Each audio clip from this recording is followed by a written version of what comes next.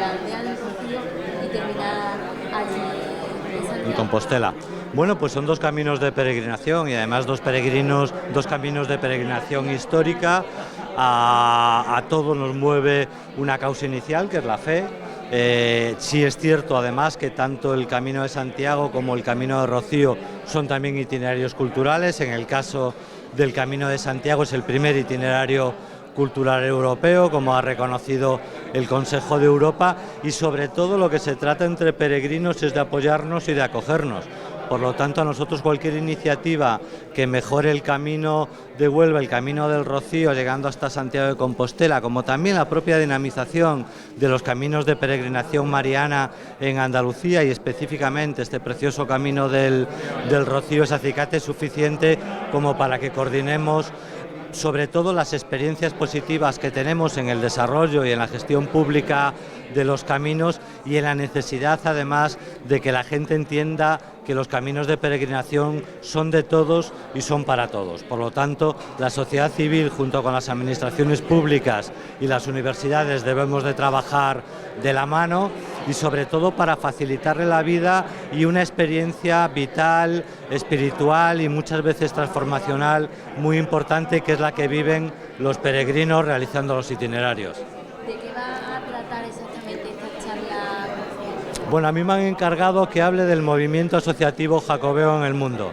Nosotros tenemos más de 330 asociaciones repartidas por los 5 continentes, que tienen muchísima fuerza. Para nosotros son fundamentales, primero porque el camino se ha recuperado gracias a ellos, gracias a la iniciativa de la sociedad civil, porque ellos fueron los primeros que marcaron los caminos de peregrinación con las flechas amarillas, en el caso del Camino de Santiago, y porque además ellos son depositarios también de gran parte de los bienes inmateriales que tiene el camino. Por una parte, la propia posición del peregrino y la voluntad de peregrinar, y otra, un aspecto fundamental, que es la acogida y la hospitalidad que las poblaciones locales le prestan a los peregrinos. Okay, me vale. Pues le voy a coger a Santi. Bueno, Santi, entiendo, ¿no?, que hoy venga una representación, ¿no?, de la Junta de Galicia para hablar de estas dos uniones, ¿no?, de Santiago y Rocío. Al fin y al cabo realza aún más la devoción almonteña y sobre todo ese traspase de frontera.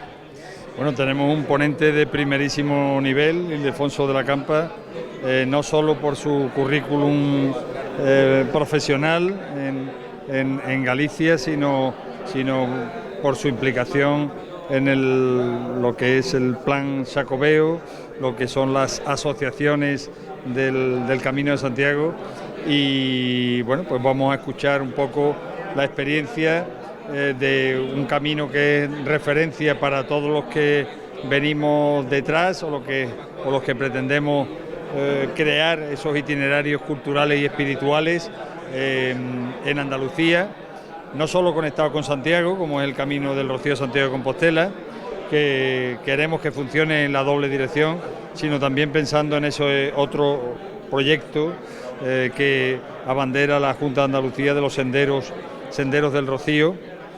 Y como digo, no hay un proyecto más consolidado en este sentido, con más experiencia que el Camino de Santiago, que hunde sus raíces en la Edad Media, pero que realmente, tal como hoy lo conocemos, en la dimensión que hoy lo conocemos, es un proyecto relativamente reciente, estamos hablando de los años 80 del siglo XX, y que es un proyecto realmente ejemplar, en el sentido de que en estos años, en poco más de 50 años o menos de 50 años, pues ha alcanzado un nivel de desarrollo realmente espectacular.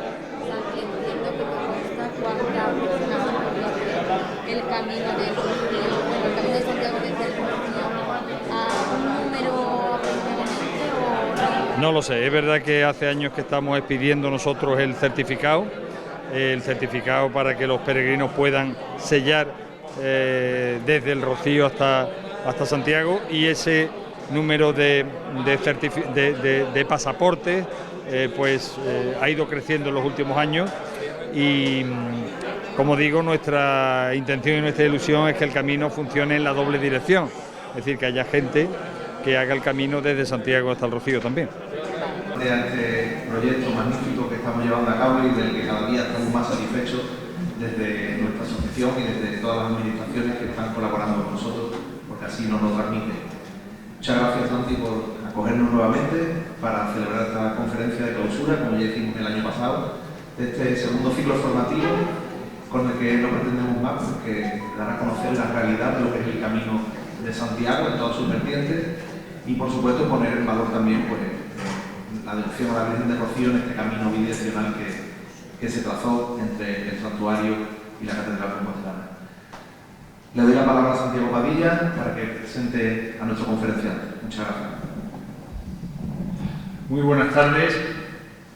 Daros la bienvenida a nuestra Casa Hermandad. Encantado de acoger un año más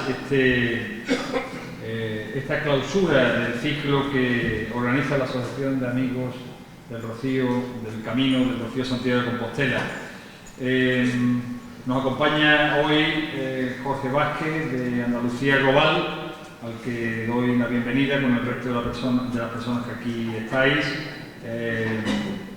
que de alguna manera está trabajando ese proyecto también valiosísimo de los senderos del Rocío, y que no ha querido perderse la oportunidad de estar con el ponente que tenemos esta tarde, con Ildefonso de la Campa. Quiero felicitar una vez más a la asociación.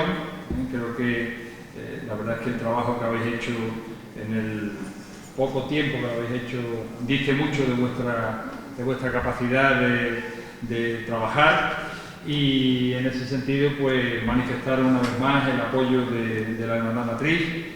Para nosotros es entendemos que es una oportunidad también para difundir la devoción a la Virgen del Rocío, en esta doble dirección que persigue este camino. Yo no voy a leer todo lo que me han pasado aquí de Ildefonso, que me han pasado en resumen, Él es licenciado en Geografía, tiene un largo recorrido profesional. Nos acompaña el delegado de turismo del Ayuntamiento de Almonte, Tomás, al que le damos la bienvenida. Si tenemos por ahí un sitio para que se acomode.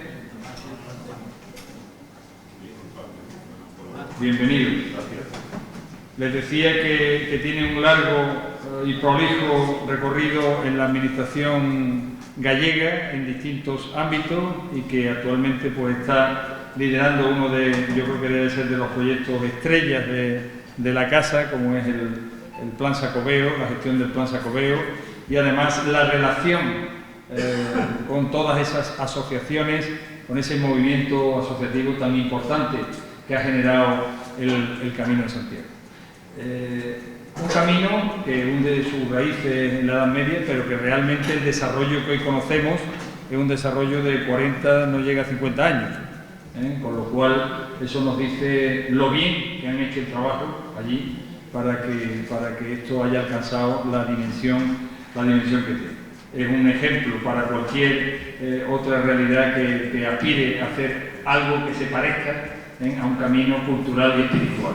Así que sin más dilación, darte la bienvenida. Estás en tu casa y es un honor tenerte esta tarde con nosotros. Muchas gracias.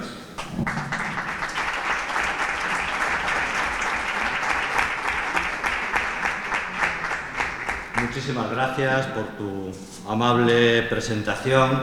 Las canas es lo que tiene. Si uno habla de la experiencia, pero al final la experiencia son los tiempos.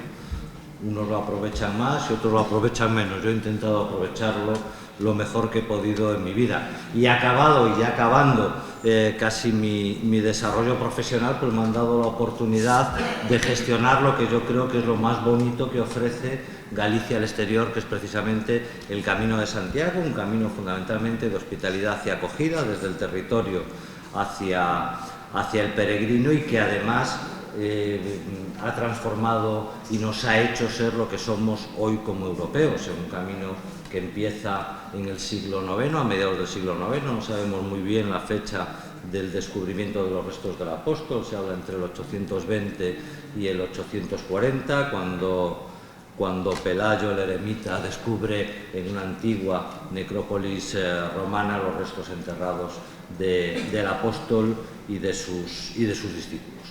El tema central es el movimiento asociativo jacobeo, pero vamos a intentar hablar bajo este prisma un poco de todo, para que tengamos un poco un conocimiento general de lo que es el Camino de Santiago desde una perspectiva de gestión pública, en este caso por parte de la Comunidad Autónoma de Galicia, que además consideramos al Camino de Santiago un proyecto de país, es decir, creemos que se puede construir país precisamente apostando por hacer un itinerario cultural y un itinerario religioso y de peregrinación que sea atractivo para el conjunto de la humanidad y que además nos permita desarrollar y articular nuestro propio territorio y sobre todo actuar en las zonas donde más lo necesitan y en lo que más se necesita, que son las zonas rurales, en este caso en nuestra comunidad autónoma en Galicia, y además atacando directamente nuestros dos graves problemas, el primero y el segundo, los dos demográficos. Uno es el envejecimiento de la población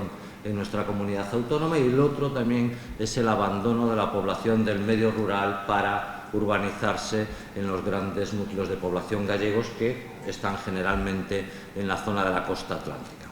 Por lo tanto, esa descompensación demográfica que estábamos teniendo en nuestra comunidad, estamos empezando a revertirla en algunos casos. Bueno, pues vamos a ver primero un prisma de lo que es el Camino de Santiago. Vamos a empezar a focalizarlo en nuestra comunidad autónoma, después veremos lo que es en el territorio nacional y después veremos la importancia del Camino de Santiago en el conjunto del continente europeo. En Galicia gestionamos 10 itinerarios reconocidos y delimitados del Camino de Santiago. El proceso es siempre el mismo. Primero hay un estudio de la historicidad de las diferentes rutas e itinerarios jacobeos. Las primeras que fueron reconocidas fue en el año 87, fundamentalmente por la declaración del Consejo de Europa del Camino de Santiago como primer itinerario cultural europeo, cosa que no es baladí, es decir, el propio continente europeo, 42 países en estos momentos de nuestro continente, no todos necesariamente integrados en la Unión Europea, reconocen que nuestra base cultural esencial como itinerario es el Camino de Santiago. El Camino de Santiago es la expansión de la inteligencia medieval y la transmisión del conocimiento en todo un continente y además en las peores circunstancias. Hay que tener en cuenta que en el medievo gran parte de la población estaba sujeta a la tierra, estaba en una relación de servidumbre por el cual no eran libres de un libre desplazamiento por el territorio, excepto que fueran peregrinos y se dirigieran a Santiago de Compostela. Entonces ahí tenían ya una protección jurídica muy superior a la que tenían pues como habitantes, no se puede decir ciudadanos porque no lo eran en aquel momento, como habitantes del territorio que conocemos como Europa. Pues en el 87 el Consejo de Europa nos reconoce como primer itinerario cultural europeo. Y ese es el primer aldabonazo que recibimos de una forma clara de que institucionalmente debemos de actuar sobre este bien cultural, teniendo en cuenta que nosotros somos la meta de los itinerarios europeos jacobeos en Europa. Hay que decir que, y eso representa además la importancia que tiene la sociedad civil en el movimiento jacobeo y en el despegue del Camino de Santiago en la Europa contemporánea, que es la propia sociedad civil la primera que se lanza a hacer lo fundamental en el camino. Tres cosas. Primero, estudiarlo, saber cuáles son las trazas históricas del camino, la importancia histórica que tiene el hecho jacobeo durante un periodo de 12 siglos. Después es, una vez que sabemos por dónde va esa traza histórica, señalizarla y después caminarla. Porque hay que tener en cuenta que al Camino de Santiago le ha sentado muy mal nuestra historia moderna y nuestra historia contemporánea. La historia moderna porque se produce el gran fraccionamiento en la fe cristiana en el continente europeo y sobre todo con el nacimiento del humanismo y después del protestantismo a través del luteranismo. Precisamente las peregrinaciones estaban bastante mal vistas en un amplio abanico de países europeos. Y después, indudablemente, en nuestra historia contemporánea, pues entre las 4 guerras civiles que tenemos los españoles entre el siglo XIX y XX, sumadas desde las invasiones napoleónicas y después finalizando con las 2 guerras mundiales, eso genera un parón absoluto en el Camino de Santiago. Camino de Santiago, desde las guerras napoleónicas hasta 1950, era apenas recorrido circunstancialmente por algunos peregrinos españoles y por algunos peregrinos portugueses, y punto. Es en el año 50 cuando esto empieza a resurgir, y fruto de esto se va produciendo lo que hoy conocemos como este fenómeno que llamamos Camino de Santiago.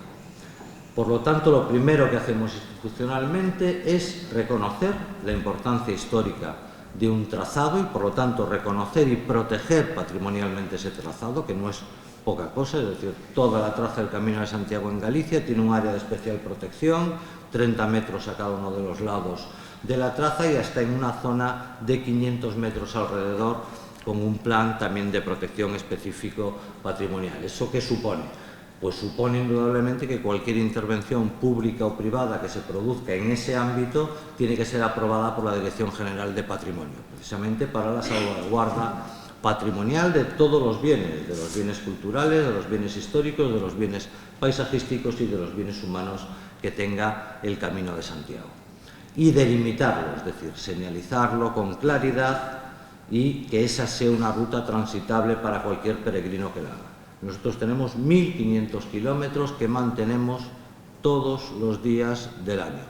Y además, ¿qué es lo que planteamos desde la iniciativa pública? Garantizar la trazabilidad y transitabilidad del camino. Hemos arreglado la traza, pero indudablemente nosotros vivimos en la comunidad autónoma que vivimos, es decir, desde el mes de septiembre hasta el mes de julio es fácil que te llueva. Por lo tanto, hay que preparar refugio, amparo y acogida al peregrino. Además, el camino suele pasar por zonas rurales donde generalmente no vas a tener servicios de hostelería al uso, pues porque allí, en los 139 municipios que atraviesa el Camino de Santiago en sus diferentes itinerarios en Galicia, encuentras 10 ciudades y el resto son pequeñas poblaciones a lo largo del camino. ¿Qué fue lo que hicimos? Poner como mínimo un albergue público en cada una de las etapas por las que tuvieran que pasar los peregrinos en nuestra comunidad autónoma.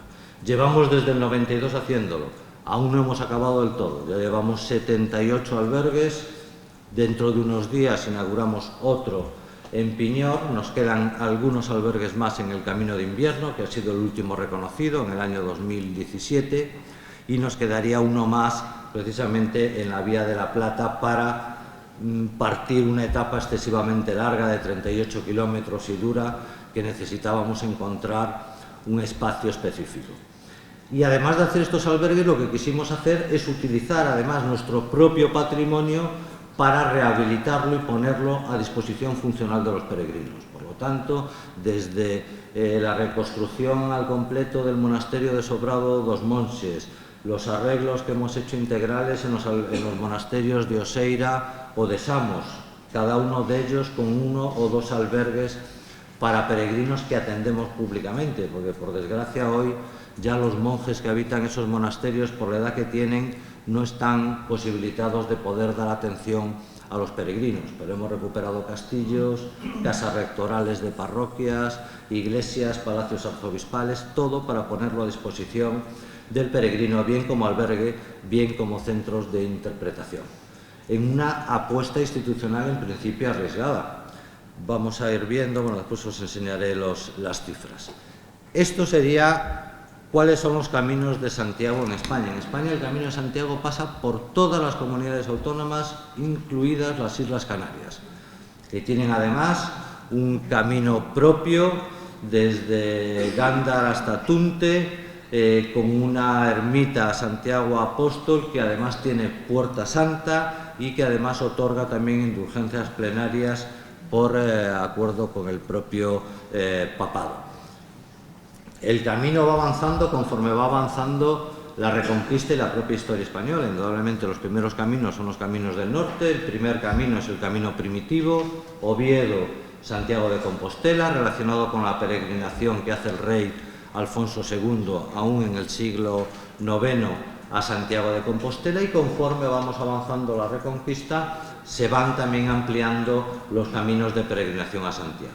Gran parte, de hecho, de la infraestructura de alojamientos, de puentes, de capillas, de catedrales y de hospitales reales del Camino de Santiago está financiado desde esta comunidad, cuando esta comunidad era Al-Ándalus, porque gran parte de las parias que se cobraban a los reinos musulmanes durante la época de la Reconquista, o inclusive gran parte del tesoro de la toma de Granada, el tesoro de la toma de Granada específicamente se dedicó en una parte sustancial a la financiación de las obras de construcción del Hospital Real en Santiago de Compostela, el Hostal de los Reyes Católicos, que hoy podéis ver en la plaza del Obradoiro. Por lo tanto, esto fue un esfuerzo colectivo de país, muy orientado indudablemente desde el poder, porque interesaba, porque había que unificar ideológica y espiritualmente al país, y porque el Camino de Santiago tenía mucha fuerza, porque además, junto con Roma, éramos los únicos dos localidades europeas que conservaban los restos de apóstoles, por lo tanto, de personas que estuvieron en relación directa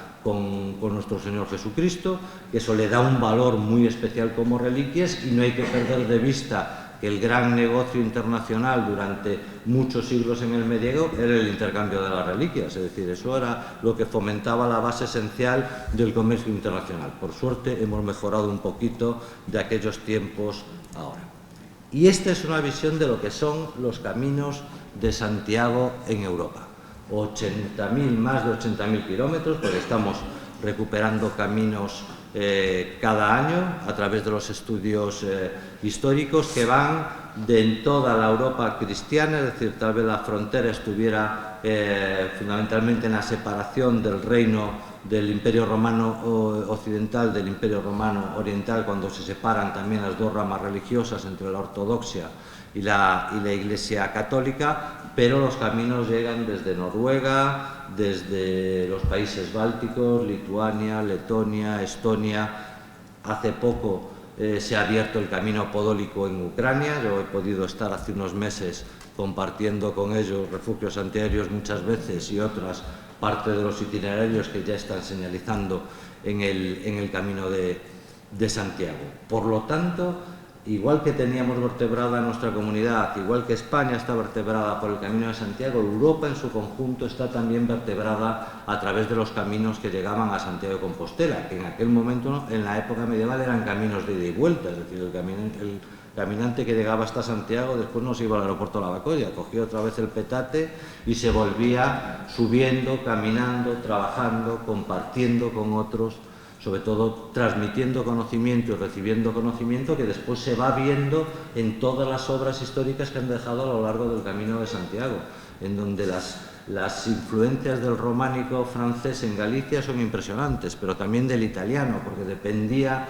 de los diferentes profesionales, canteros, escultores, que iban recorriendo los caminos y que iban trabajando, iban dejando su impronta que después los locales iban copiando. Con lo cual, además de hacer un camino de fe, que es lo esencial, generamos un gran itinerario de conocimiento y de compartir una experiencia cultural, como fue el generar un nuevo modelo después de la caída del Imperio Romano y de las grandes invasiones bárbaras de lo que éramos como continente.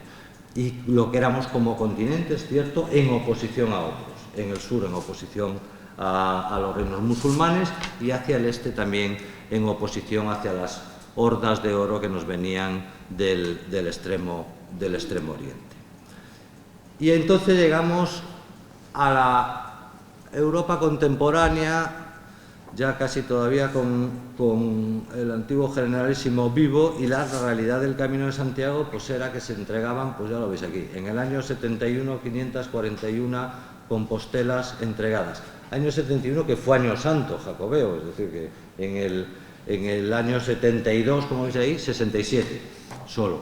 En el año 82, que es cuando se produce otro acto fundamental, que es la visita del Papa Juan Pablo II a Compostela, y sobre todo su gran discurso de Despierta Europa y vuelva a caminar los caminos de Santiago, que fue un acicate, por lo menos en nuestra comunidad autónoma fue un mensaje fundamental para que mucha gente se pusiera las pilas y se diera cuenta de que teníamos una joya cultural en nuestras manos que no habíamos sabido apreciar, ni habíamos sabido disfrutar, ni tampoco habíamos sabido ofrecer al resto de los ciudadanos europeos. Es cuando empieza a producirse un fenómeno de recuperación del Camino de Santiago, que no es inicialmente una recuperación institucional, sino que la sociedad civil empieza a darse cuenta de que hay un valor ahí que es necesario sacar a la luz y que es necesario estudiar y que es necesario también explotar. Y ahí es cuando empiezan a surgir primero figuras individuales. Bueno, en los años 50 en París se crea la primera sociedad de amigos del Camino de Santiago de Compostela, fundamentalmente constituida por investigadores universitarios franceses, medievalistas, con un conocimiento claro de la importancia que tenía el Camino de Santiago, pero que después se va trasladando a la sociedad civil. En España, primero es en Estella, en Navarra, donde surge la primera asociación española de amigos del Camino de Santiago, de la mano de Francisco Berruete, otro investigador y otro conocedor del camino, y en Galicia a través de la figura del padre Elías Baliña, el párroco del Cebreiro. Cebreiro es la primera localidad gallega por donde entra el camino francés de Santiago, que se decide a hacer dos cosas. Primero, investigar con claridad la traza histórica desde Roncesvalles hasta Santiago de Compostela, y después, gracias a una casualidad, que es un exceso de pintura por unas obras de pintar las líneas amarillas de las carreteras provinciales en Lugo, le regalaron 25 o 30 bidones de pintura amarilla que él montó en sus 2 caballos, se fue hasta Roncesvalles y empezó a pintar flechas amarillas, pues le parecía la forma más clara de indicar. ¿Por qué son amarillas? Porque la pintura era amarilla. Si se lo hubieran regalado azul, hubieran sido azules. Y ahí se produce la anécdota de cuando él en medio de los Pirineos le paró la Guardia Civil. ¿Y usted qué está haciendo? Y dijo, no se preocupen, que yo estoy preparando una invasión. Y la invasión se acaba produciendo. De los 541 que nos entraron en el 1971, aquí tenéis en el 2023 446.000 compostelas entregadas, y en un cálculo aproximativo y bastante conservador, unos 600 a 700.000 peregrinos que han llegado a Santiago de Compostela. En un principio, como veis, aquí lo veis en el 93, lo veis en el 2004, en el 2010, siempre subían las peregrinaciones cuando llegábamos a Año Santo y bajaban posteriormente. A partir del año 2010 lo que se produce ya es un fenómeno de crecimiento continuo en la llegada de peregrinos a Santiago de Compostela. Bueno, veis aquí el bajón inevitable del año COVID y post-COVID, que todos queremos olvidar, pero después volvemos otra vez a recuperar. De hecho, este año y a estas alturas de año ya tenemos un 18% más de peregrinos que había el año pasado a esta misma altura. No es lo que necesariamente buscamos como administración pública, sobre todo porque llega un momento en que los números son críticos. Es decir, el Camino de Santiago tiene una gran capacidad de carga en su conjunto. Nuestro cálculo es de 2 millones a 3 millones de peregrinos anualmente, podrían andar por los caminos de Santiago. Lo que ya no tenemos tan claro es que la ciudad de Santiago de Compostela, que tiene 80.000 habitantes, resistiera una llegada anual de 3 millones. Pero sí es cierto que no hay peregrino que no quiera llegar a su meta. Por lo tanto, es decir, Santiago de Compostela siempre va a estar ahí. Por lo tanto, somos cautos también a la hora inclusive de promocionar. Nosotros, fuera de los años santos, no promocionamos institucionalmente el Camino de Santiago. Eso lo hacen los propios peregrinos, contando sus experiencias, que además son los que más atraen a otros peregrinos al camino.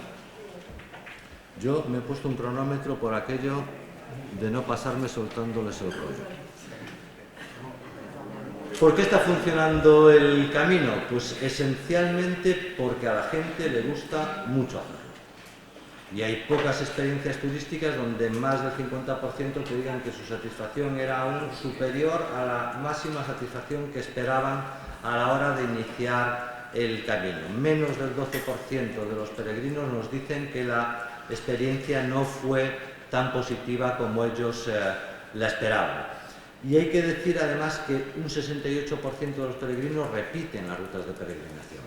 O bien la misma, muchos vuelven a hacer el camino francés porque tienen algo, o si no van a otros diferentes itinerarios del camino para hacer rutas de peregrinación que además generalmente se van alargando en el número de días de peregrinación que dedican. Se suele empezar con una peregrinación corta, la de 100 kilómetros, que es la mínima para que te dé la Compostela, pero después la gente empieza ya a marcarse las 2 semanas y al final el mes, mes y medio, que es lo que te permite generalmente cubrir una de las grandes rutas de itinerarios jacobeos en nuestro país.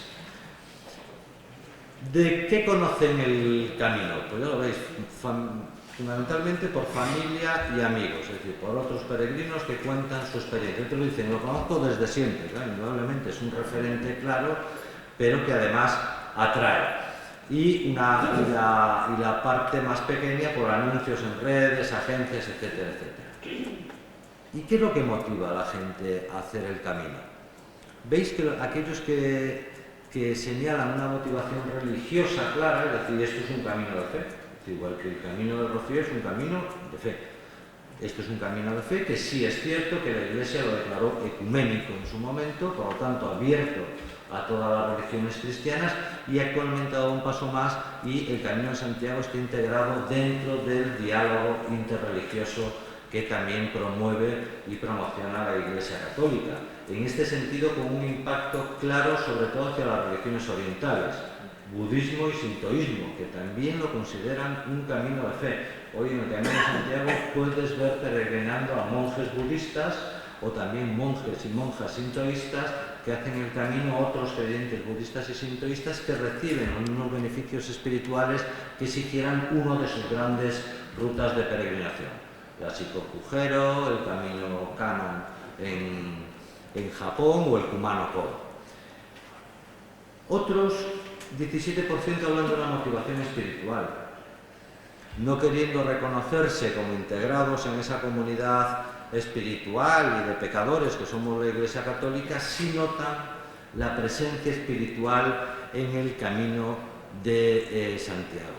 E inclusive aquellos que lo señalan como una experiencia personal no dejan de ver un trasfondo también transformacional, espiritual y vital en el hecho de hacer la peregrinación, porque la peregrinación es un diálogo casi a tres niveles, un diálogo consigo mismo, y es muy importante porque en el camino se aprende a caminar, por lo tanto se aprende a pensar, y hay que pensar que todos somos homos viator, es decir, nos hemos convertido en lo que somos porque nos levantamos con nuestra bipedestación sobre la hierba que nos cubría la visión y vimos el horizonte y decidimos empezar a andar.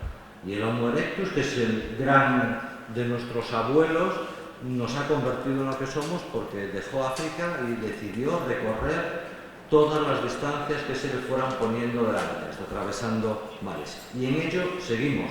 Es cierto que cada vez que en esta sociedad en la que estamos ahora, todo lo hacemos sentados. Viajamos sentados en un avión, sentados en un tren, y hemos olvidado muchas veces la importancia que tiene el caminar para poder hacer una reflexión personal y para que incluso nos pueda descubrir hacia dónde dirigimos nuestras vidas. Por eso también es cierto que la Iglesia se considera a sí mismo peregrina. Es decir, la Iglesia está en continuo movimiento y por lo tanto arriesgándose a ver qué descubrimos pasado la siguiente loma cuando veamos el siguiente horizonte. Por turismo puro y duro solo se manifiesta un 12%. Y además nosotros tenemos el convencimiento de que el camino tiene la capacidad de transformar a los turistas en peregrinos, porque no consideramos que sea lo mismo un turista que un peregrino. Un peregrino es una persona que tiene una motivación superior a la hora de emprender pues, esa dedicación generalmente de su tiempo libre o de su jubilación, no simplemente para tener un disfrute, sino para descubrir algo. Muchas veces ni siquiera el peregrino, y aquellos que hemos peregrinado muchas veces hemos descubierto cosas al final que no eran necesariamente lo que estábamos buscando. Pero siempre se produce un descubrimiento importante, trascendental, vital en nuestras vidas al hacer el camino. ¿Cómo gestionamos el Camino de Santiago en Galicia? Esto es el rol institucional, os lo voy a dar rapidito. Bueno, el Camino de Santiago en Galicia se decidió que fuera política de país. De hecho, ha sido de las pocas cosas que llevamos a una ley, a la primera ley del Camino de Santiago, que salió aprobada por unanimidad de todos los grupos parlamentarios en nuestro Parlamento. Bueno, pues fundamentalmente el Gobierno autónomo lo que hace es asumir las competencias que tiene delegadas y asumirlas en su totalidad. Por lo tanto, no cedemos ninguna de nuestras competencias, las compartimos con quien quiera, pero nosotros somos los ejecutores y además somos los que supervisamos en el día a día al Camino de Santiago. Fundamentalmente a través de dos estamentos públicos diferenciados. Por un lado, la Dirección General de Patrimonio, que protege el Camino de Santiago y las actuaciones que se produzcan en él, bien frente a terceros, frente a privados o frente también a la Administración Pública. Y la Agencia de Turismo de Galicia, que hace la gestión diaria del Camino de Santiago, fundamentalmente a través de la sociedad que yo gestiono. Yo me dedico de forma fundamental a mantener la traza del camino, es decir, hacer las licitaciones necesarias para que en cada provincia gallega, en el día a día, se actúe en el Camino de Santiago. Que cualquier deslave o cualquier interrupción en la traza provocada por lluvia se pueda arreglar en un máximo de 48 horas. Para que en este mes de junio llevemos ya 2 semanas desbrozando 1.500 kilómetros por 139 municipios de nuestra comunidad autónoma, porque el camino esté perfectamente señalizado y además movamos otra vez los marcos, los monolitos de piedra cuando los paisanos no los mueven porque se enfadan, porque querían hacer una granja de cerdos y no se lo permitimos porque está a menos de 500 metros del camino y entonces el paisano coge su tractor y nos mueve 5 o 6 monolitos y nos los va escondiendo. Pues otra de nuestras labores también es volver al camino o también indudablemente volver a reorientar las señales cuando uno monta un albergue y de repente cambia la señal de la flecha porque así le coincide directamente en su dirección y va a coger a más peregrinos porque desde el medievo en el camino también hay mucha picaresca. Y nos articulamos por un lado con el resto de administraciones, con la Administración General del Estado a través del Consejo Jacobeo, que es un órgano estatal dependiente del Ministerio de Cultura y donde están representadas las comunidades autónomas de los caminos del norte, y nosotros llevamos ya años pidiendo al Ministerio de Cultura que participen todas las comunidades autónomas, porque aquí hay un camino como es el Mozárabe y Villa de la Plata que no tiene sentido, que no tenga una representación institucional en el Consejo Jacobeo, y después también actuamos con las otras administraciones gallegas, diputaciones provinciales y municipios, generalmente a través de los propios mecanismos que las administraciones locales erogen, o bien asociaciones de municipios de un itinerario específico del Camino de Santiago, que lo van analizando en su conjunto, o bien a través de las mancomunidades, dependiendo de la capacidad y de la voluntad inversora y de gasto que quieran estas propias administraciones locales dotarse para ayudarnos también a la administración autonómica en esta gestión. Y después, indudablemente, tenemos que dialogar, llegar a acuerdos y cogestionar en una parte del Camino de Santiago con la Iglesia, representada en este caso por el Arzobispado de Santiago de Compostela y el Cabildo Catedralicio, que es el encargado de dar forma jurídica al reconocimiento del peregrino. Es decir, la Compostela la da el Arzobispado, la certificación kilométrica la da el Arzobispado, y nosotros lo que hacemos pues es lo que hacen a las administraciones públicas: generar y dotar de recursos suficientes al Arzobispado para que pueda hacer una labor efectiva con los peregrinos, sobre todo cuando al año están llegando 600.000 personas. Por lo tanto, se rehabilitó un antiguo monasterio en Santiago, que ahora es el Centro Internacional de Acogida al Peregrino, donde está montado todo el sistema de certificaciones y compostelas del Camino de Santiago, y al mismo tiempo también es una experiencia y un centro de acogida cristiana en diferentes idiomas, tienen diferentes espacios que se ceden a representantes nacionales, generalmente europeos, ya empezaron norteamericanos, argentinos, brasileños, y se han instalado hace poco los coreanos, para poder prestar la asistencia necesaria a los peregrinos. Y después están los grupos de interés, lo que se conoce ahora en la gestión de proyectos como los stakeholders, sobre todo el movimiento asociativo. Primero porque todo surge de ellos, y eso es algo primero que hay que reconocer, y después, como hay que reconocer, hay que seguir cooperando con ellos. A veces el diálogo es crítico, a veces no todos estamos de acuerdo en cómo se gestionan las cosas, a veces es cierto que también el camino genera sus propios puristas, del camino, aquellos que dicen, no, como mínimo deberían de andar 300 kilómetros, que digo, mire, ¿y los mayores en dónde se me quedan? ¿Y las personas con discapacidad en dónde se me quedan? ¿Y la población de Galicia dónde se me queda? Bueno, tenemos que ir de Galicia para volver a peregrinar a Galicia, ¿verdad? En 300 kilómetros nos hemos ido de la comunidad autónoma. Pero estamos en un diálogo continuo con ellos. Y además ese diálogo es fructífero. Y después las asociaciones están constituidas por peregrinos, por lo tanto estáis en el camino.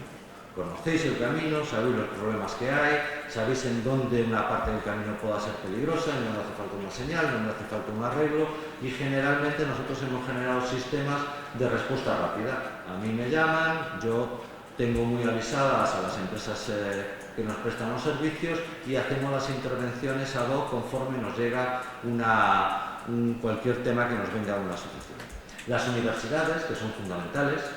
Nosotros una de las primeras cosas que hicimos a la hora de constituir este entramado de gestión que se llama Sociedad Jacobeo fue generar un comité internacional de expertos, constituido por doctores y catedráticos universitarios. Empezó siendo muy del ámbito de la historia, medievalistas tanto en historia como en arte, porque importaba mucho la apropiación patrimonial, pero ahora mismo lo estamos ampliando mucho más. Nos importan mucho los temas de salud mental en el camino, porque es una gran herramienta para la solución de algunos problemas de salud mental.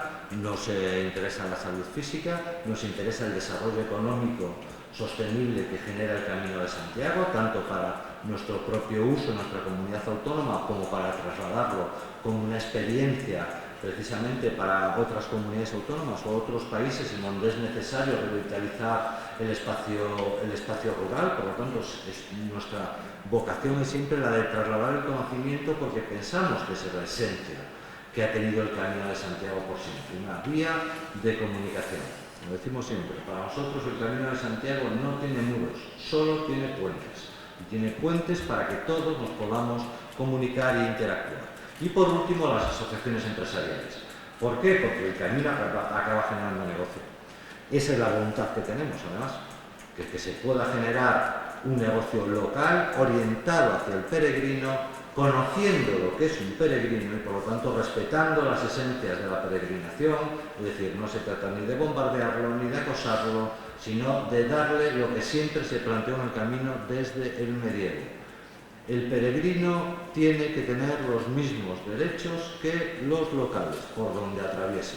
Por lo tanto, se tiene que sentir uno más y después, si tiene necesidades, debe de hacerse un esfuerzo extra para poder atenderlas. ¿Cómo tenemos los 10 caminos en Galicia? Pues unos mejor y otros menos mejor. Es así. Siempre hemos pensado que 10 caminos eran demasiados, pero bueno, muchas veces uno se ve forzado pues, desde los alcaldes, de las necesidades de revitalización de zonas, y que sí es cierto que referencias históricas de caminos hay por todos lados.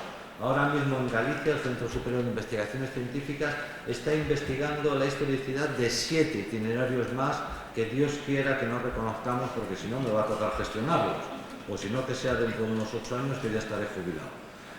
De momento, casi el 82% del total de peregrinos que llegan a nuestra comunidad autónoma van por 3 itinerarios: camino francés, camino portugués y camino portugués de la costa.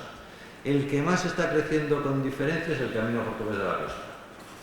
Uno, porque los portugueses lo han hecho bien y han sido más inteligentes que los gallegos. Es así.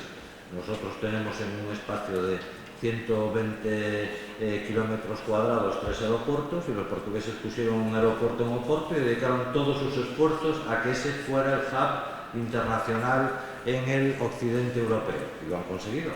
En principio era Santiago, ahora mismo es Oporto. De hecho, ya yo en vuelos internacionales, creo que en Barajas de hace años que no voy directamente a Oporto y vuelo siempre desde Oporto. Y además han hecho una buena política de reconocimiento y de limitación de caminos, y le falta aplicar lo que nosotros llevamos diciendo de tiempo que tienen que hacer, que es ocuparse con claridad de los albergues, es decir, de la transitabilidad. Es cierto que ahora mismo en todo el camino portugués, sobre todo desde Oporto hasta o bien Valencia-Dominio, con después el enlace a través de Tui y la entrada en Galicia, ya tiene una fuerza empresarial de negocios orientados al peregrino importante. Y además la comparten y en ese sentido han copiado a las asociaciones españolas, con también la creación de albergues de donativo y albergues de asociaciones que además presten una acogida y una hospitalidad jacobea mucho más profunda, digamos, donde el voluntario, el alberguero, tiene un mayor conocimiento de cómo es el trato al peregrino, de las necesidades que tiene y de que hay que fomentar, además de ese proceso de reflexión, también la interrelación. El resto de los caminos pues van funcionando con un 5 o un 10%. Es difícil que un camino que tenga unas 5 o 6 etapas que no supere los 30.000 peregrinos al año consiga grandes resultados a nivel de mejora económica de la situación local.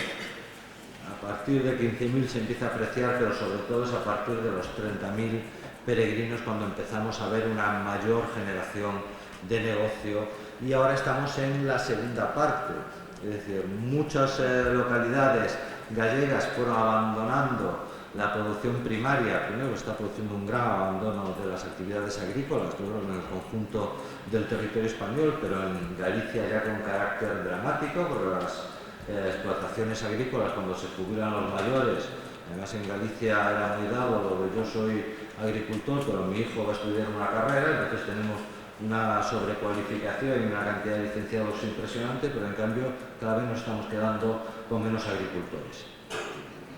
El camino ayudó a terciarizar la economía, es decir, a que se empieza a generar una economía de servicios, pero nuestro siguiente paso es volver otra vez a una recuperación de la economía primaria de alta calidad, precisamente para ofrecerla como escaparate a los peregrinos, porque el peregrino, mientras peregrina, compra poco, porque todo lo que compres lo cargas en la mochila y más de 7,5 kilos ya es un coñazo llevarlo por los caminos de Santiago de aquí para allá. Pero en cambio, si es un gran observador de todo lo que va pasando y es un gran probador. Nosotros cometimos y seguimos cometiendo un error desde hace muchos años, que es el dichoso menú del peregrino. El peregrino llega al Cebreiro comiendo carne asada con patatas y caldo de berzas, y va al siguiente punto y le vuelven a poner carne asada con patatas y caldo de berzas, y hasta que llega a Santiago va comiendo carne asada con patatas y caldo de berzas todo el camino. Claro, tenemos una proporción agraria impresionante, se pierden las mieles, se pierden las carnes, se pierden los pescados, se pierden las habas, se lo pierde todo. Y se lo pierde porque no se lo ofrecemos. Porque como al final nosotros también nos solemos poner un marco mental, y el marco mental en Galicia era, no, el peregrino no tiene mucho dinero, pero vamos a hacer un menú apañadito. Bueno, ahora dices, oye, mira, llegan 38.000 estadounidenses cada año a Galicia a hacer el camino de Santiago. Es decir, después de los españoles son los extranjeros que más están haciendo el camino. Su capacidad de gasto triplica a la media de los peregrinos europeos. Y no te digo nada cuando llegan los de Corea del Sur. Lo cierto es que algunos negocios a estos sí que les cobran 4 veces el menú del peregrino de carne asada con patatas, pero se lo pone a precio de otras series. Algo por lo que nosotros también estamos ahora preocupándonos y haciendo una labor, primero, de comunicación, y a continuación va a ser de inspección importante en muchos establecimientos para acabar con este tipo de picaresca. Pues aquí tenemos el Camino de Santiago y la sociedad civil. Como os decía, es a partir del 25 de julio, en las fechas de Santiago Apóstol de 1950, cuando se crea la primera sociedad de amigos del Camino de Santiago en París. En Estella la fundamos en el 62. Y a partir de ahí empieza a haber un incremento en el número de asociaciones. Aquí tenéis, yo creo que 3 de los principales personajes, cada uno 2 del Camino francés. El que veis a la derecha es el padre Elías Baliña, el gallego, gran peregrino, gran historiador y gran dinamizador de los Caminos de Santiago. A la izquierda está Berruete, dando una conferencia además de la Asociación de Amigos del Camino de Santiago en Estella, y en el medio está López Chávez, que fue el gran investigador y difusor del camino portugués. Y como ese van surgiendo figuras, primero que con carácter personal van convenciendo a otros 4 o 5 locos que se juntan a ellos y se lanzan al camino, y van construyendo y reconstruyendo y recuperando los itinerarios jacobeos. ¿Qué es a lo que se dedicaron fundamentalmente? Por lo que veis aquí, señalización, cuidado y defensa de los itinerarios jacobeos. Es decir, si hemos podido caminar los caminos de Santiago actualmente es porque una gente se preocupó de hacer el recorrido a pie, ir marcando la ruta histórica, ir corrigiendo lo necesario, porque después las delimitaciones del camino no es tarea sencilla, inclusive en caminos como el francés se van haciendo retoques en base a cómo se van produciendo las investigaciones históricas. Y otro tema fundamental que hicieron las asociaciones fue empezar a generar el tema de los albergues del martirio, en una recuperación de la gran tradición de acogida y hospitalidad jacobea, que tenía tres patas fundamentales: la Iglesia, a través sobre todo de los monasterios, a través de ciertas parroquias por los que pasaba el camino, los diferentes caminos jacobeos, el poder público, representado en su momento primero por los reyes de Asturias, después los de León, Castilla, Aragón y Navarra, y finalmente por los reyes de España, que generaban también los hospitales reales de atención a peregrinos, no solo a peregrinos. Los hospitales reales siempre eran de pobres, viandantes y peregrinos, es decir, se atendía a todo. Eso es un grave problema que tenemos ahora, porque claro, de estos hospitales reales había muchísimos por toda España. Unos atendían a peregrinos y otros no, atendían a los pobres de su comarca o a los viandantes que pasaban, o a peregrinos que no necesariamente iban a Santiago de Compostela. En Galicia teníamos otras 5 grandes peregrinaciones de carácter mucho más local: Santa Minia, San Andrés de Teixido y algunas otras peregrinaciones utilizadas más por los gallegos, pero que generaron también estructuras de atención hospitalaria. Y la última eran las cofradías. También era una acogida y una hospitalidad de carácter religioso, porque las cofradías estaban directamente relacionadas también con sus parroquias y con el culto católico, y que hoy dentro del movimiento laico jacobeo se quiere relacionar que las actuales asociaciones son la continuación de aquellas cofradías. Yo sigo perteneciendo a la cofradía, a la archicofradía de Santiago Apóstol. Tenemos 560 años de historia y no nos hemos muerto y seguimos atendiendo a los peregrinos. Por lo tanto, nosotros no mezclamos churras con merinas. Además de eso, son grandes promotores del Camino de Santiago.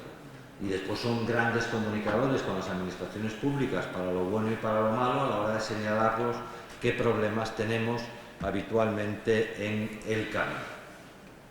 Como veis aquí, nosotros hemos preparado y hemos financiado, hemos apoyado el segundo encuentro mundial de asociaciones de amigos del Camino de Santiago, que ha sido muy importante, fundamentalmente porque hemos llegado a la conclusión de que dentro de los itinerarios culturales en Europa, y el Camino de Santiago es el primer itinerario cultural, desde las administraciones públicas, que hoy somos los operadores, es decir, el Consejo de Europa opera sus itinerarios culturales a través de lo que ellos llaman operadores. Pueden ser universidades, pueden ser asociaciones civiles.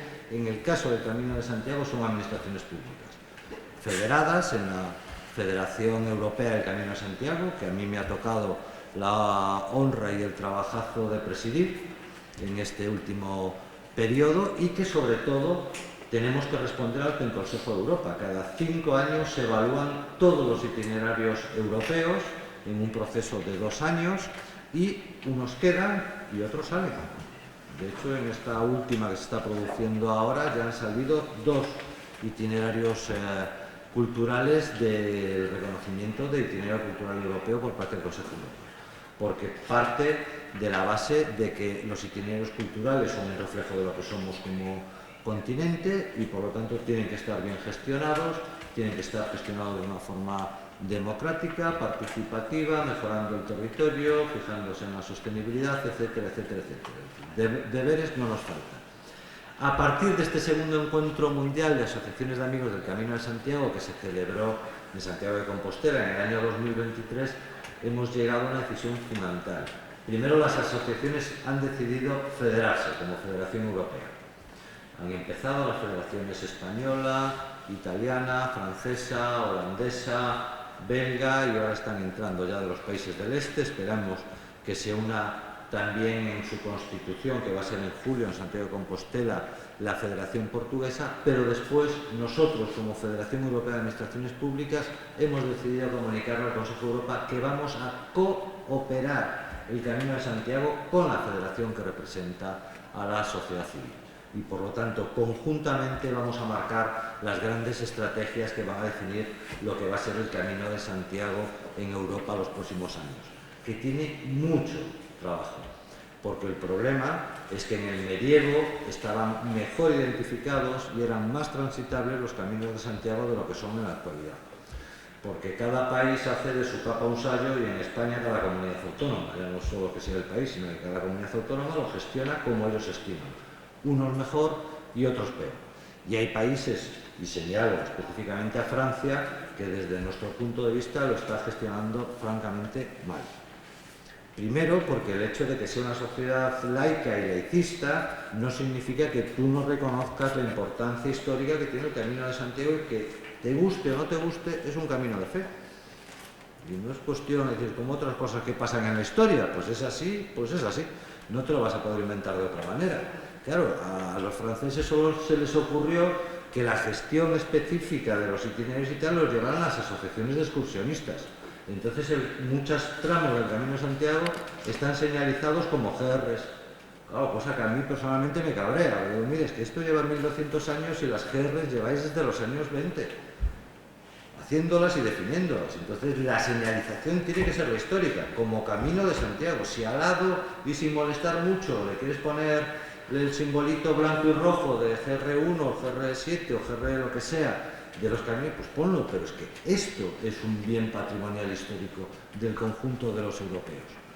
Se está produciendo una extensión importante del interés jacobeo a los países del este, sobre todo y de forma fundamental Polonia, Lituania, Croacia, Ucrania, que lo necesita, además Hungría también, por recuperar los caminos. Es cierto que para ellos el principio turístico es superior, con lo cual ahí tenemos otro problema importante. Nos ha pasado hace poco con uno de nuestros socios en la federación, South-Istria, en Croacia, que solo se le ocurre a ellos hacer un camino circular. Claro, decimos, es un camino circular que no llega a Santiago, no es un camino de Santiago. No, pero es que es todo muy bonito, los pueblos, y va recorriendo toda la costa de la península. Pero eso no es un camino de Santiago. Tenéis un camino histórico en Istria de Santiago, pero claro, no pasa a la zona más bonita. ¿Por qué? No se lo explican, porque es muy sencillo, es como los caminos en España. Durante gran parte del medievo no iban por la costa, porque por la costa estaban los piratas. Entonces o eran los vikingos o eran los musulmanes, pero entre el mes de abril y el mes de septiembre mejor que no fueras por la costa, porque el uno o el otro te iba a saltar y te iba a hacer lo que él quisiera. Por eso los caminos iniciales son de interior. Caminos por donde era fácil defender, por donde era fácil pasar y que pasaban por poblaciones además que tenían la capacidad de dar una respuesta en la defensa del peregrino, porque no hay que olvidarse que robar al peregrino era también un deporte europeo que generó su propia cultura, pues en eso andábamos y en eso estamos ahora. Nos ha pasado también con Irlanda, que se han sacado de la manga una vía céltica que sí empieza en Dublín, cuando Dublín, que es una ciudad de creación vikinga, cuando se cristianiza, sí aporta peregrinos, pero claro, después no lo llevan por una serie de localidades generadas a partir del 19, que son muy bonitas todas en la costa, claro, ellos lo ven precioso, yo también, pero es que no es un camino histórico Santiago. Entonces, una de las grandes temas que tenemos que defender ahora es, primero, el predominio de los caminos históricos, que no todos caminos de Santiago, ni todo puede ser gestionado de cualquier manera, y que además cuando gestionamos solo con una perspectiva turística el Camino de Santiago nos equivocamos y vamos a perder peregrinos. A lo mejor ganamos durante un tiempo turistas, pero yo no creo que sea un turismo sostenible. Y en cambio, en el momento en que pierdes peregrinos, es muy, muy difícil volver a recuperarlos. Porque eso quiere decir que el camino no está sirviendo para las principales ventajas que tiene el camino, que no es solo la contemplación de un paisaje, sino es una contemplación hacia uno mismo y también una recreación y una mirada de ti mismo en los demás que están compartiendo contigo el camino. Y por último, aquí tenéis en estos momentos las procedencias de las asociaciones de amigos del Camino de Santiago que tenemos reconocidos por parte del Xacobeo y de la Xunta de Galicia en los 5 continentes, surgiendo nuevos países. Por ejemplo, el año pasado se incrementó mucho la peregrinación de australianos y neozelandeses y, curiosamente, la peregrinación de indonesios, cosa que nos sorprendió, pero claro, en estos países con mayorías musulmanas, porque son mucha gente, es que después resulta que las minorías son de millones de personas. Entonces al final te puedes encontrar más indonesios que malteses, aunque los malteses sean todos cristianos. En definitiva, el Camino de Santiago, como todos los grandes itinerarios culturales y religiosos, es de todos y para todos. Ese es nuestro principio. La administración pública no tiene más potestad que las competencias que tenemos y que estamos obligados a desarrollar. La relación con la sociedad civil es fundamental. Es fundamental si queremos que el Camino de Santiago sea un éxito. Los originadores del Camino de Santiago tienen que estar ahí, y eso se llama Iglesia Católica.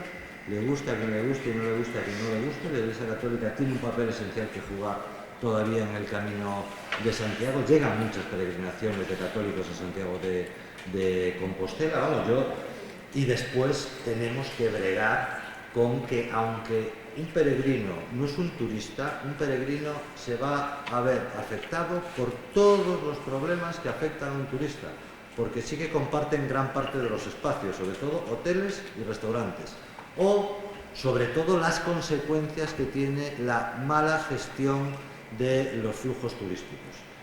Nosotros tenemos un problema en Santiago de Compostela.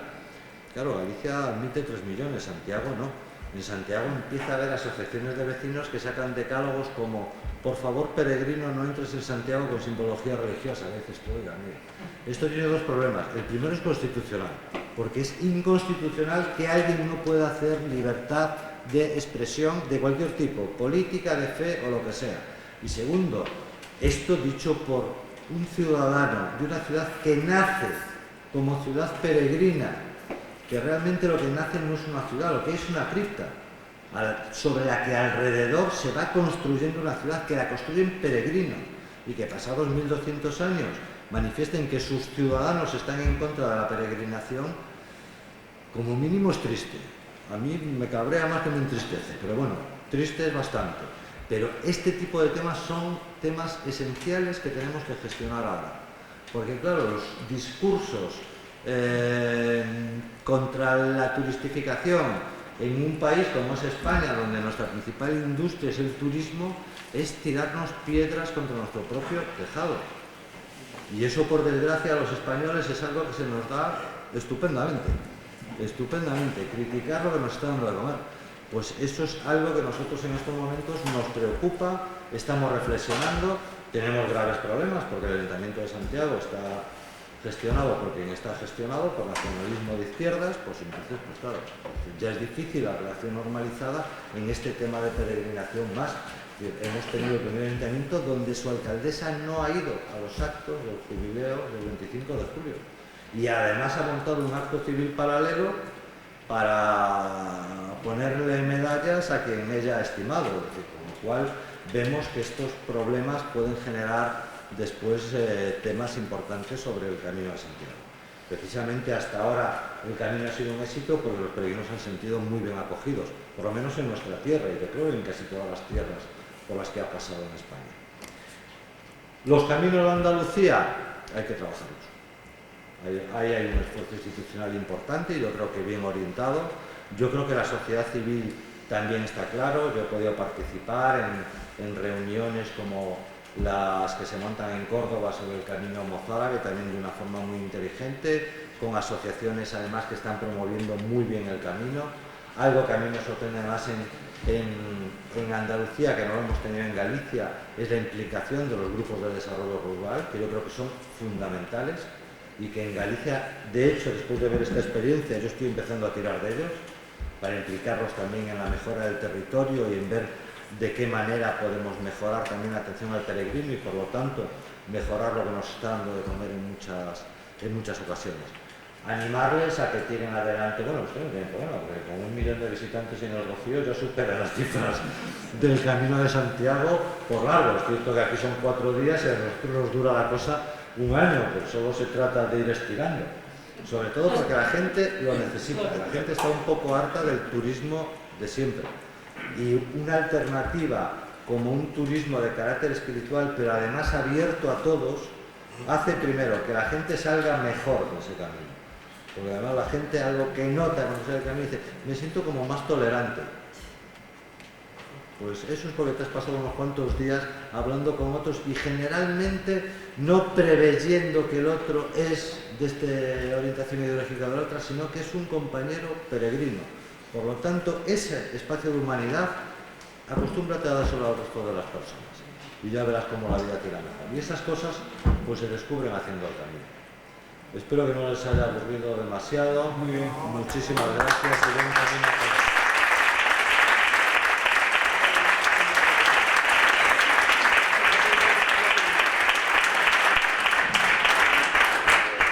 Son las 21:53.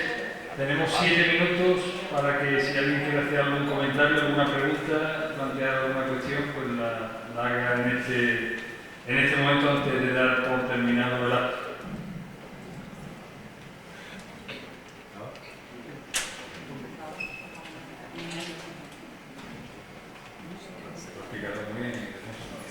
He sentado para entre ese que ya no era. Y eso también. Una preguntilla. ¿Qué te parece la unión personal tuya, la unión del Rocío, que es tan importante para esta parte, a Santiago, a ti personalmente? Perfecta. Son 2 caminos de peregrinación, 2 caminos de peregrinación de fe, uno sobre Mariano, claramente, y el otro en el apóstol Santiago. Si lo que hay que hacer son los caminos de ida y vuelta, porque hay que empezar a decir a los gallegos que además también se puede peregrinar hasta el Rocío. Pero sí, es decir, nosotros acabamos de firmar un acuerdo como Federación Europea con la Vía Francígena, que es otro camino de peregrinación que va desde Canterbury hasta Roma y ahora lo han ampliado hasta Brindisi. Nosotros en ese sentido tenemos muy clara, por lo menos desde Galicia, una cosa. Primero, que toda nuestra experiencia es transmisible y es aprovechable en la medida en que la gente la quiera aprovechar. Es decir, porque esto no es para quedárselo uno, esto es para compartirlo y para que este tipo de experiencias, a nosotros creemos que nuestra experiencia nos ha funcionado a la hora de hacer gestión del camino. Hace poco estuve reunido con la comunidad de Aragón y han entendido también que querían desarrollar su camino de Santiago siguiendo nuestra metodología. ¿Por qué? Pues porque se estaban quedando sin peregrinos. Porque, por ejemplo, dejarlo todo en el ámbito local tiene un problema. O está muy bien coordinado o con que 2 municipios en un itinerario no sean proclives ni sean proactivos al camino, te parte por completo el camino. Sobre todo porque la experiencia tiene que tener una continuidad y porque al peregrino lo que hay que dejarle es que camine tranquilo. A mí no me gusta ni la publicidad, ni... Bueno, los peregrinos... ¿Quién se nos pierde en Galicia de los peregrinos? Los de Corea del Sur con las apps. Y entonces los ves por las autopistas, pegados a un teléfono, la gente parando y diciendo, mira, monta en el coche, que ya te llevo yo. Porque, ¿no? Todo lo que sea tecnológico y tal, nosotros siempre decimos telón de fondo, ni que lo vean.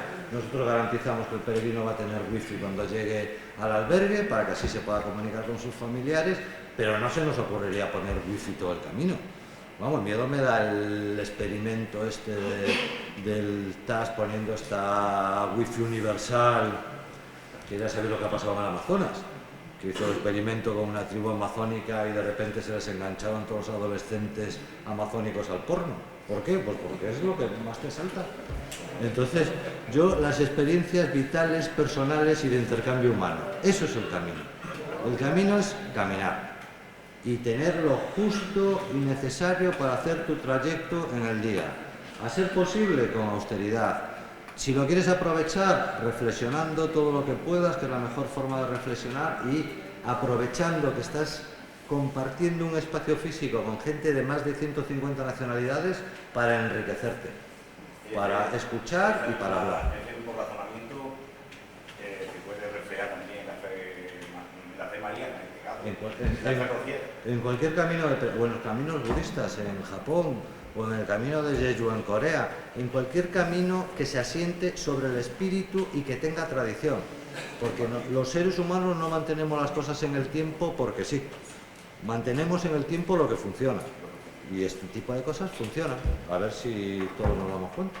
Una curiosidad, tenemos 2 minutos. El tema de la limpieza, ¿cuánto supone? O sea, la gente cuida en materia de limpieza los caminos de Santiago, tenéis ahí, hay conciencia, tenéis una inversión importante. Tenemos 6 millones de euros al año para el mantenimiento del camino. Sí hay conciencia ambiental general por parte de los peregrinos, pero sobre todo, si no quieres que te dejen basura, no pongas papeleras. Eso lo aprendimos, igual que no crees áreas de descanso con bancos y tal, porque tiene dos problemas. Uno, van a ser para el botellón, y otro, aquello es un acumulador de basura. Entonces, el peregrino lleva una bolsa, pues lo que sacas de tu albergue lo depositas en el siguiente albergue metido en una bolsa. Y por el camino no hace falta que tires nada. Ya bastante tiran muchas veces los locales, y en general no tenemos graves problemas. Los problemas de mantenimiento del camino en Galicia los genera la meteorología. Pero cuando se empieza a llover y está 2 meses lloviendo, es que los caminos se nos van para abajo. Entonces ahí sí que hacer unas intervenciones, caídas de árboles, y ese tipo de temas sí. Pero... y después que la traza esté bien, claro, y después dependiendo de la traza que tengas, pues claro, nosotros tenemos de todo, vías romanas, vías reales, todo tipo de caminos. Y cada vez que hacemos una obra de mantenimiento, a poco que escarbamos, ahí sale algo más siempre. Cosa que nos preocupa porque después eso es más pasta, más dinero y más tiempo, porque hay que hacer el estudio de patrimonio, el estudio histórico, recuperarla, ponerla en uso y toda la vida. ¿Alguna pregunta más? Bueno, yo quería felicitarte, igual que en febrero pasado cuando participaste en nuestra asamblea de la Vía de la Plata. Pero quería hacer una reflexión personal que tenemos nosotros cuando hablas de 3 millones de personas que tienen capacidad en los caminos, pero que Santiago no lo puede asimilar. Claro, en un espacio muy concreto de tiempo, 3 millones de personas, ni Santiago ni Nueva York. No, en un año te hablo, ¿eh? Sí, exacto. Pero es que si la Compostela se da en 100 kilómetros, todo se suscribe a un radio de acción. ¿No sería interesante de que los peregrinos se diversificaran y ahora también este camino del Rocío que se inicia, o que se ha iniciado hace poco tiempo, si se diversifica tanta persona en tantos caminos, van llegando a Santiago pero más escalonadamente? No sé si me sigue. Sí. ¿Diversificar o ampliar los recorridos? Entonces, para Aragón, para aquí en Huelva, para Almería, para todo, porque hay personas para todo. No, sí. Evidentemente es lo que comentamos al principio. Una parte muy importante de gente que recorre estos caminos no llegan a Santiago de Compostela, ¿eh? Es decir, en el camino de Santiago en España probablemente haya al año más de 1,5 millones de personas caminando. En Galicia nunca contamos así. Nosotros tenemos 7 etapas. Nosotros sabemos que en el mes de agosto, mediados del mes de agosto, yo tengo cada día, en cada etapa, a 6.000 personas caminando. Es decir, tengo a unas 50.000 personas al mismo tiempo caminando por las diferentes etapas. Es decir, da lo mismo que me entren por el francés que me entren por los 10. Lo importante es el número de personas. Cuanto más distribuidas, mejores servicios. Es cierto que la respuesta, conforme el camino se va consolidando, las respuestas privadas a las necesidades de los peregrinos son más rápidas. Nosotros tuvimos un problema en el 2019, en el verano, que hubo que abrir los polideportivos en algunos tramos del camino francés porque habíamos desbordado toda la capacidad de alojamiento que había.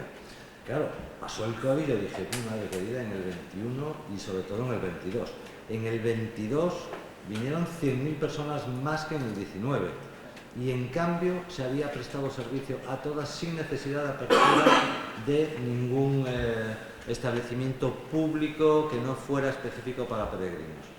¿Por qué? Porque la gente se espabiló y de repente, primero, muchos habían ido a pasar el COVID a las casas de campo porque le tenían miedo a estar en ciudad. Y cuando estuvieron allí se dieron cuenta de que en el campo se vive bien. Hasta los gallegos nos dimos cuenta de eso. Mira que tenemos el campo a la salida de casa. Pues muchos que vivían en las ciudades se salieron al campo y dijeron, coño, aquí se puede hacer, y puedo hacer un proyecto de vida. Y de repente empezaron a generar proyectos centrados en el Camino de Santiago. Y dimos respuesta. Me preocupa Santiago de Compostela, porque Santiago de Compostela es un sumidero. Entonces, haya lo que haya, te va a llegar. Te va a llegar. Es cierto que también es de lo que vive Santiago de Compostela. Es decir, que, vuelvo a decir lo mismo, tiramos piedras contra lo que nos da de comer. Muchos vecinos de Santiago de Compostela que si no hubiera peregrinos no podrían vivir en Santiago de Compostela. Después la relación dichosa entre los alquileres y los peregrinos. No, mire, vamos a ver, aquí lo que hay es una ley de vivienda y de uso del suelo que ha sido un desastre. Y la gente no pone las casas en alquiler porque no tiene garantías jurídicas de que eso le vaya a reportar un beneficio. Porque como te la ocupen, vas a estar pagando los gastos y no vas a estar recibiendo tus mensualidades. Entonces, no se trata de eso. La solución que se ha dado ahora en Santiago, nosotros habíamos planteado en el Ayuntamiento, hagamos una política inteligente de viviendas de uso turístico. Solución, no. Cualquier ciudadano de Santiago puede hacer una vivienda de uso turístico durante 2 meses. Ah, cojonudo. Pues ya sabemos lo que va a haber en Santiago de Compostela.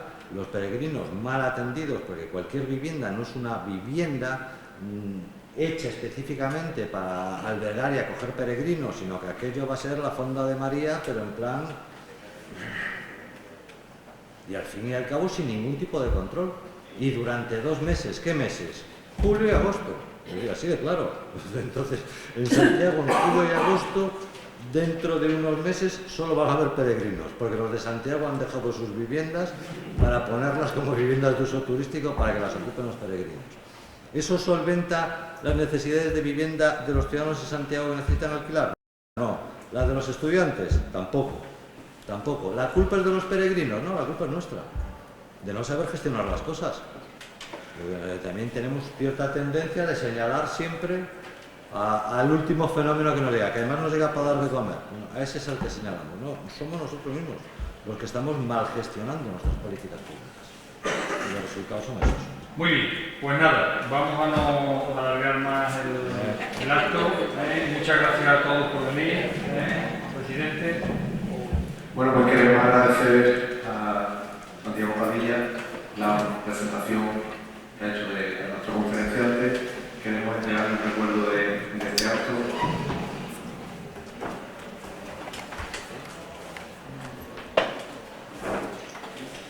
Muy bien, muchas gracias.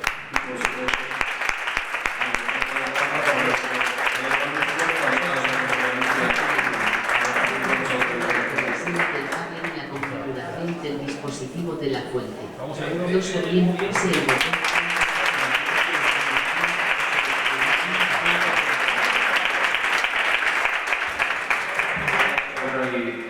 Antes de finalizar, quería agradecer a las instituciones que nos han permitido poder poner en marcha este ciclo formativo, a la empresa Turismo de Andalucía, a la Junta de Andalucía, propiamente dicho, Diputación Provincial de Huelva, que tenemos aquí también una representante, jefe de servicio de desarrollo territorial, al Ayuntamiento de Huelva, a las Hermandades de Matriz, Hermandad de Huelva Norte Migrante y, por supuesto, también a todos los ayuntamientos de los diferentes municipios que conforman el camino, porque sin el apoyo continuo y constante de ellos, pues la realidad del camino de Rocío Santiago pues, tampoco sería posible. Así que nada, muchísimas gracias a todos los que nos habéis querido acompañar en esta sesión informativa y hoy pasamos al tercer ciclo formativo que, si Dios quiere, celebraremos el año que viene. Muchas gracias y buen camino a todos.